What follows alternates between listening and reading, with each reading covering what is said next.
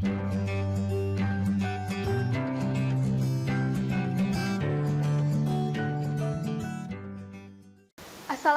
warahmatullahi wabarakatuh. Kembali berjumpa dengan saya, Agi Koirunisa, yang pada kesempatan kali ini akan membahas mengenai Archaebacteria dan Eubacteria. Materi ini merupakan materi dari kelas 10 dan masih pada semester pertama. Nah, Archaebacteria dan juga Eubacteria ini dalam sistem 5 kingdom itu digolongkan sebagai kingdom Monera. Tapi dalam sistem klasifikasi 6 kingdom, keduanya ini sudah berpisah menjadi Archaea dan juga Bacteria. Nah, apa saja perbedaan antara Archaebacteria dan Eubacteria? Nah, yang pertama untuk nukleus, kedua-duanya sama memiliki nukleus tipe prokariota ya, atau tidak memiliki selubung ya, tidak memiliki selubung pada nukleusnya. Kemudian dinding selnya pada Archaebacteria ini tidak mengandung peptidoglikan, sedangkan pada Eubacteria ini ada peptidoglikannya. Nah, pada lipid membrannya pada Archaebacteria ini beberapa hidrokarbon yang bercabang itu terdapat di sana, sedangkan pada Eubacteria tidak ada hidrokarbon yang bercabang atau hidrokarbonnya tidak bercabang ya. Kemudian RNA polimerasenya atau enzim yang menguraikan RNA-nya gitu ya. Ada beberapa jenis pada Archaebacteria, sedangkan pada Eubacteria itu hanya satu jenis saja. Intron atau bagian gen yang bukan pengode, ya gen yang nanti dibuang gitu ya dalam proses sintesis protein. Nah, pada Archaebacteria ini ada beberapa gitu, sedangkan pada Eubacteria sama sekali tidak ada. Kemudian respon terhadap antibiotik streptomycin dan juga chloramphenicol.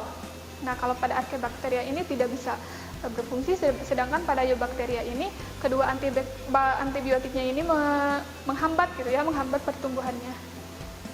Nah, selanjutnya Archaebacteria memiliki ciri-ciri yang tadi sudah disebutkan, dan pada reproduksinya yang pertama adalah melakukan pembelahan biner, dan yang kedua melakukan pembelahan berganda, ada juga melakukan pembentukan tunas, dan ada pula yang melakukan fragmentasi gitu ya. Nah, Archaebacteria ini memiliki ciri khas dapat hidup di lingkungan yang sangat ekstrim, misalnya di danau yang sangat asin, di danau yang sangat panas misal, kemudian di laut yang sangat asin dan lain sebagainya. Sedangkan bakteri itu biasanya hanya terdapat di lingkungan-lingkungan sekitar kita gitu, dan bahkan pada tangan kita, pada wajah kita, pada semuanya ini terdapat bakteri. Namun jika masih dalam kondisi yang wajar, maka tidak akan memberikan gangguan gitu ya. Sedangkan Archaebacteria ini biasanya tidak terdapat di sekitar kita yang mudah-mudah gitu, tapi mereka biasanya hidup di lingkungan yang sangat ekstrim. Nah, peran Archaebacteria dalam kehidupan manusia, yang pertama, salah satu jenis Archaebacteria ini bisa meningkatkan kemampuan deterjen dan sabun cuci pada suhu dan pH yang tinggi gitu, jadi bisa lebih efektif bekerjanya. Kemudian yang kedua adalah mengubah pati jagung menjadi dextrin ya, jadi keduanya ini sejenis karbohidrat yang bermanfaat gitu. Kemudian bisa menguraikan pencemaran ya, bisa menguraikan pencemaran akibat tumpahan minyak yang biasanya terjadi di lautan gitu. Selanjutnya yang kedua adalah Eubacteria atau bakteri ya, dalam sistem klasifikasi 6 kingdom itu disebut sebagai bakteri. Nah, ciri-cirinya dinding selnya itu tersusun atas mukopolisakarida dan juga peptidoglikan. Selanjutnya, sel bakteri dapat mensekresikan lendir ke permukaan dinding selnya, dan membran sitoplasmanya meliputi 8-10% dari bobot kering ya, dan tersusun atas fosfolipid dan juga protein. Sitoplasmanya dikelilingi oleh membran, kemudian membentuk suatu struktur yang membuat dia bisa dorman atau bisa tidur gitu ya, dalam keadaan yang tidak menguntungkan gitu, dalam keadaan lingkungan yang mengancam kehidupannya, dia bisa membentuk suatu struktur yang seperti kapsul gitu ya. Kemudian ada yang bergerak dan ada juga yang tidak. Nah, ini adalah struktur sel bakteri ya. Ada yang paling luar ini ada pili, kemudian kapsul, ada pula membran plasma, lapisan peptidoglikan, kemudian ada membran luar.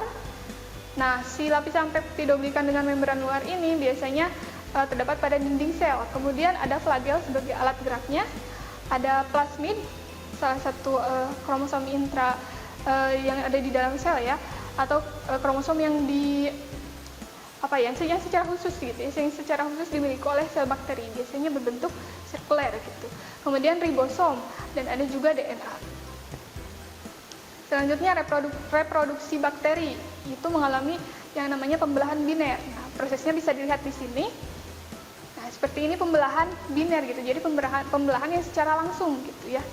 Selanjutnya ukuran dan juga bentuk bakteri.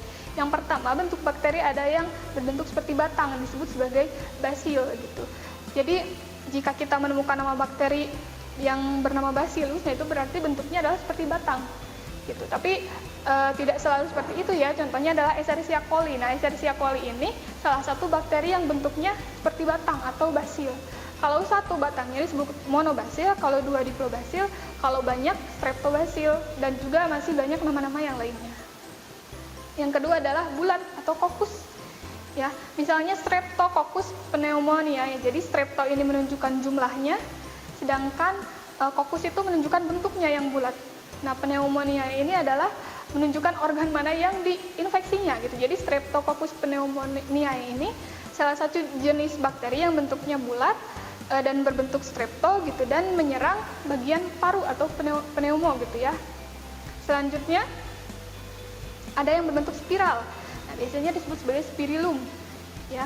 Salah satu contohnya adalah Treponema pallidum dan juga yang lainnya. Nah, selain spiral seperti itu saja, tapi ada juga bentuk yang seperti vibrio atau koma ya, seperti tanda koma. Kemudian ada juga yang namanya spiroseta.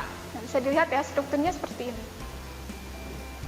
Nah, kemudian jenis-jenis bakteri juga dapat digolongkan menjadi dua jenis gitu. Penggolongan ini berdasarkan ketebalan peptidoglikannya gitu ya.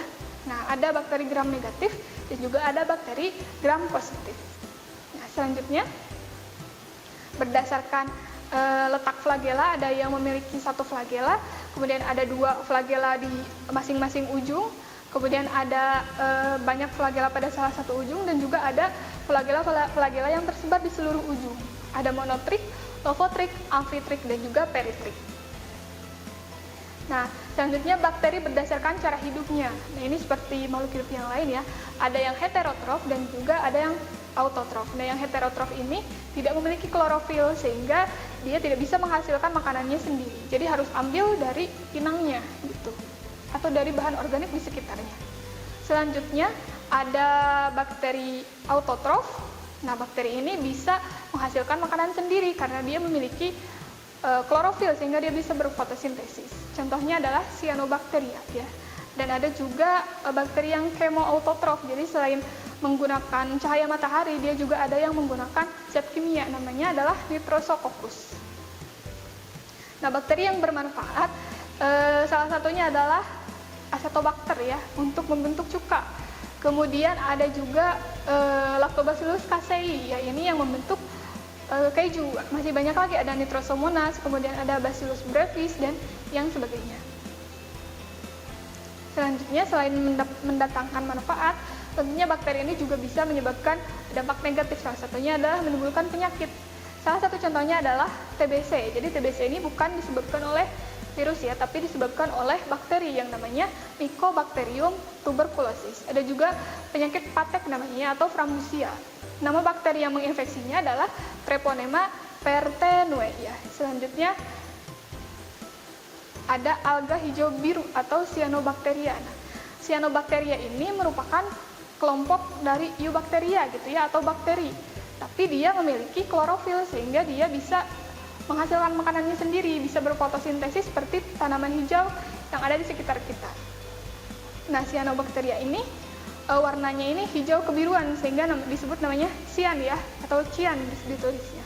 Kemudian Cyanobacteria yang berwarna merah ini menyebabkan blooming di laut, berperan sebagai tumbuhan perintis atau tumbuhan yang pertama kali bisa hidup di sana gitu. Jadi suatu lingkungan, misalnya suatu di sana ada disebutkan laut, jika memiliki kadar-kadar kimia yang tidak ramah ya bagi makhluk hidup, nah maka yang biasanya yang pertama kali bisa hidup di sana adalah Cyanobacteria. Jadi Cyanobacteria dulu, kemudian nanti akan bisa hidup makhluk-makhluk hidup yang lainnya.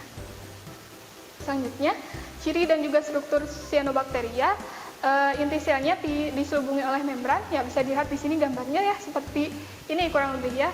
Kemudian inti selnya di mana ya bisa terlihat. Kemudian ada juga disebut sel vegetatif dan juga ada heterosista, bisa dibedakan ya. Kalau heterosista itu lebih besar, sedangkan sel-sel vegetatifnya biasanya lebih kecil, lebih ramping ya. Dan ukurannya sampai bisa kita lihat di sana ukurannya ada 10 pikometer ya, mikrometer. Kemudian berkoloni juga karena itu satu bakteri bergabung dengan bakteri-bakteri lainnya sehingga membentuk koloni. Karena kalau satu bakteri saja biasanya tidak bisa dilihat secara kasat mata gitu. Tapi kalau sudah berkoloni biasanya membentuk gumpalan-gumpalan tertentu. Gitu. Dan juga cyanobacteria ini bentuknya bisa uniseluler dan ada juga yang bentuknya filamen dan lain sebagainya. Dapat bergerak dengan meluncur dan juga tidak memiliki flagel. Nah, contoh cyanobacteria bisa dilihat di sini ya. Ada berbagai macam dengan berbagai bentuk ya cyanobacteria ini. Tapi keseluruhannya mereka memiliki klorofil gitu ya, memiliki zat hijau daun. Selanjutnya, reproduksinya bisa menggunakan pembelahan sel. Dan bisa dilihat di sini pembelahan selnya seperti pembelahan sel yang lainnya ya. Yang awalnya satu sel kemudian berubah menjadi beberapa sel gitu ya. Nah, selanjutnya peranan cyanobacteria ternyata digunakan dalam membuat nata de coco. Selain itu juga bisa digunakan sebagai spirulina atau suplemen makanan ya. Alga hijau yang digunakan sebagai suplemen makanan ini sudah sangat populer ya di kita karena ini menjadi salah satu makanan tambahan atau suplemen yang sangat dibutuhkan oleh tubuh kita. Kemudian cyanobacteria ini juga bisa melakukan yang namanya fiksasi nitrogen untuk menambah kesuburan tanah gitu ya, karena nitrogen ini tidak bisa diserap secara langsung gitu ya dari tanah, harus difiksasi dulu oleh yang namanya bakteri cyanobacteria. Itu saja yang bisa disampaikan untuk materi bakteri ini, Archaebacteria maupun Eubacteria. Terima kasih. Wassalamualaikum warahmatullahi wabarakatuh. Kunjungi sosial media lainnya seperti website kami di pkbmalfata.com, Facebook PKB Malfata Manunjaya, Instagram PKB Malfata Official. Dan terima kasih telah klik video ini. Jangan lupa like, comment, share, dan subscribe untuk menunjukkan dukungan kamu terhadap channel ini. Enjoy the video PKB Malfata.